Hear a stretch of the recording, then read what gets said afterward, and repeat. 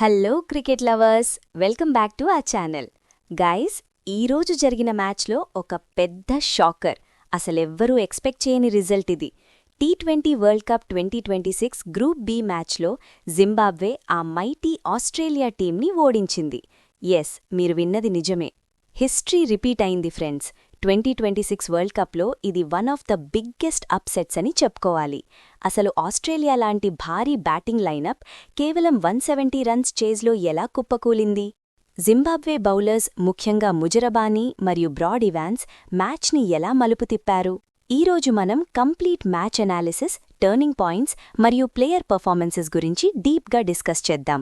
వీడియోని చివరి వరకు చూడండి, ఎందుకంటే లాస్ట్లో పాయింట్స్ టేబుల్ సినారియోస్ కూడా డిస్కస్ చేస్తా. పదండి వీడియోలోకి వెళ్దాం. ముందుగా మ్యాచ్ జరిగింది మన కొలంబోలోని ఆర్ ప్రేమదాస స్టేడియంలో. మనకు తెలిసిందే, కొలంబో పిచ్ సాధారణంగా స్పిన్కి హెల్ప్ చేస్తుంది మరియు కొంచెం స్లోగా ఉంటుంది. Australia captain Travis head toss గెలిచి బౌలింగ్ ఎంచుకున్నాడు. సాధారణంగా డ్యూ ఫ్యాక్టర్ మైండ్లో పెట్టుకుని చేస్ చేయడం బెటర్ అనుకుంటారు, కానీ జింబాబ్వే కెప్టెన్ సికందర్ రజాకి కూడా ఇది హ్యాపీనే, ఎందుకంటే వాళ్లు డిఫెండ్ చేయడానికి ఇష్టపడతారు కాబట్టి.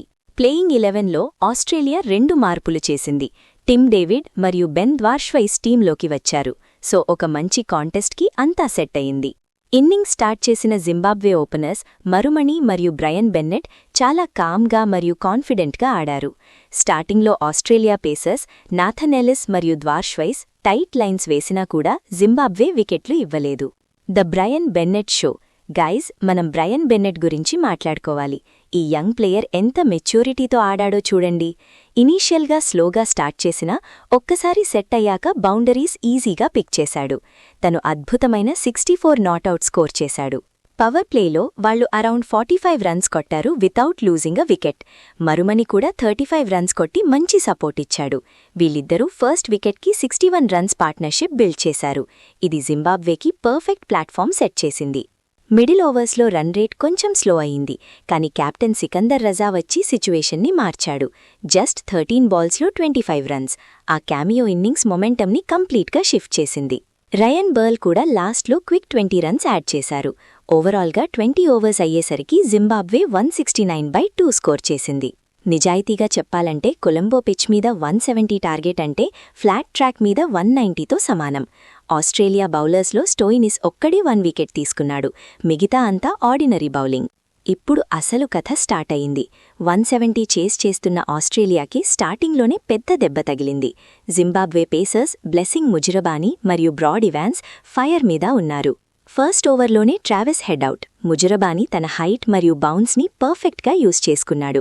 నెక్స్ట్ జాష్ ఇంగ్రిస్ కూడా చీప్గా అవుట్ అయ్యాడు. టాప్ ఆర్డర్లో కెమెరాన్ గ్రీన్ మరియు టిమ్ డేవిడ్ అసలు క్రీజ్లో నిలబడలేకపోయారు. Can you believe it? Power play complete అయ్యేసరికి Australia score 38 for 4. Top 4 batsmen డగౌట్లో ఉన్నారు. అసలు ఆస్ట్రేలియా ఫ్యాన్స్కి మతిపోయుంటుంది. బ్రాడ్ ఇవాన్స్ మరియు ముజరబానీ స్పెల్స్ అద్భుతంగా ఉన్నాయి. బాల్ స్వింగ్ అవుతుంది, సీమ్ అవుతుంది. ఆసీస్ బ్యాటర్స్ దగ్గర ఆన్సరే లేదు. ఈ టైంలో గ్లెన్ మ్యాక్స్వెల్ మరియు మ్యాట్ రెన్షా క్రీజ్లో ఉన్నారు. ఇక్కడ నుంచి మ్యాచ్ కొంచెం ఇంట్రెస్టింగ్గా మారింది. మ్యాక్స్వెల్ యూజువల్గా అగ్రెసివ్గా ఆడాల్సిన టైంలో సిచ్యువేషన్ డిమాండ్ బట్టి కొంచెం స్లోగా ఆడాడు. తను 31 రన్స్ స్కోర్ చేశాడు, కానీ టైమింగ్ దొరకకపోవడంతో స్ట్రగుల్ అయ్యాడు. కానీ క్రెడిట్ అంతా మ్యాట్ రెన్షాకి ఇవ్వాలి. తను ఒక్కడే ఆస్ట్రేలియాకి హోప్లా కనిపించాడు. చాలా సెన్సిబుల్గా బ్యాటింగ్ చేస్తూ సింగిల్స్ తీస్తూ బ్యాడ్ బాల్స్ని బౌండరీకి పంపాడు. రెన్షా 65 రన్స్ కొట్టి ఒంటరి పోరాటం చేశాడు. వీళ్ళిద్దరూ 5th వికెట్కి ఆల్మోస్ట్ 70 రన్స్ పార్ట్నర్షిప్ పెట్టారు. ఒక స్టేజ్లో ఓకే, ఆస్ట్రేలియా రికవర్ అవుతుంది, గెలిచే ఛాన్స్ ఉంది అనిపించింది. కానీ జింబాబ్వే స్పిన్నర్స్ సికందర్ రజా మరియు వెలింగ్టన్ మసకజ్జా మిడిల్ ఓవర్స్లో రన్ ఫ్లోని కంట్రోల్ చేశారు. రిక్వైర్డ్ రన్ రేట్ 11-12కి వెళ్లిపోయింది. ప్రెషర్లో మ్యాక్స్వెల్ బిగ్ షాట్కి ట్రై చేసి అవుట్ అయ్యాడు. ఆ వికెట్తో ఆస్ట్రేలియా ఆశలు ఆల్మోస్ట్ పోయాయి. మ్యాట్ రెన్షా చివరి వరకు ట్రై చేశాడు, కానీ అవతలి వైపు వికెట్స్ పడిపోతూనే ఉన్నాయి.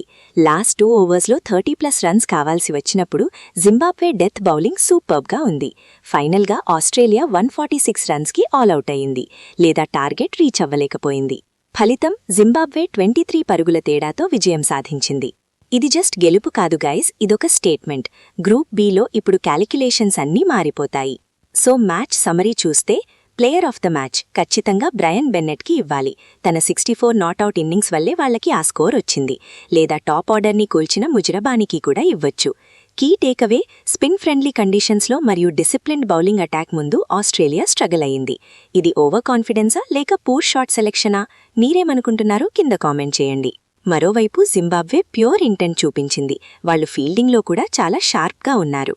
ఇప్పుడు పాయింట్స్ టేబుల్లో జింబాబ్వే పొజిషన్ స్ట్రాంగ్ అయింది. నెక్స్ట్ మ్యాచ్ల్లో వాళ్లు శ్రీలంక లేదా ఇండియాతో ఎలా ఆడతారో చూడాలి. మీకు ఈ మ్యాచ్లో బెస్ట్ మూమెంట్ ఏది అనిపించింది? రజా క్యామియో ఇన్నింగ్సా లేక ఆస్ట్రేలియా టాప్ ఆర్డర్ కొలాప్సా? కింద కామెంట్ సెక్షన్లో చెప్పండి. వీడియో నచ్చితే లైక్ కొట్టండి, ఫ్రెండ్స్తో షేర్ చేయండి. T20 వరల్డ్ కప్ 2026 అప్డేట్స్ కోసం మన ఛానల్ని సబ్స్క్రైబ్ చేసుకోండి. See you in the next video. Signing off. Bye.